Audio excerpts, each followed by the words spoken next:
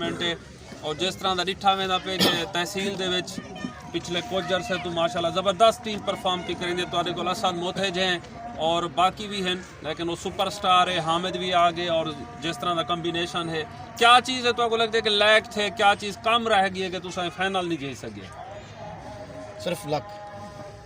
बाकी लड़कियां पिछले मैच बहुत मेहनत की है, सेमीफाइनल लो टोटल है, बहुत माशाल्लाह मेहनत की है, वो अच्छा डिफेंड किया है।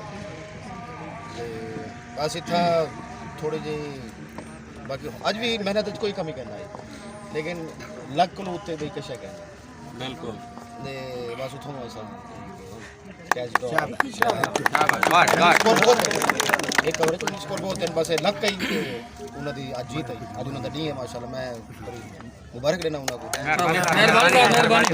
क्या अदनान भाई केम विलियमसन की तरह तुसा लक लक लक करे रिटायर थी वैसो नहीं आसी इंशाल्लाह सारा नहीं आसी इंशाल्लाह सारा नहीं मजीद चौखा सी बाल चिट्टे आ गए ते इन लक को जीतना इंशाल्लाह। और अदनान भाई माशाल्लाह जिस तरह का उन्होंने टीम बनाई है और एक ऐसे इलाके तो अंदर जितना क्रिकेट का रुझान ही कह नहीं तो उठे दे दंगल थी न उतों कर उन्होंने क्रिकेट कंबाइन की थी और चार इलाके उन्होंने ज़बरदस्त प्लेयर बनाए हुए अपने कंबीनेशन है और तहसील की टीम है जो डिसिपलिन के हिसाब के नाल ज़बरदस्त टीम है।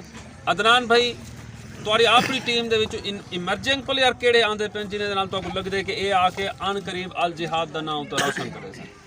बिल्कुल हामिद है, अच्छा फिनिश करते हूँ लास्ट ओवर 24 पे 4 छक्के, जिगरा चाहिए है लास्ट ओवर 4 छक्के मारने विन करना। उजैर है बहुत अच्छा टैलेंट है सारे को बैटिंग अवैस थी गया इंशाल्लाह ये आने वाले वक्त पहुंचे बैट्समैन। Well done.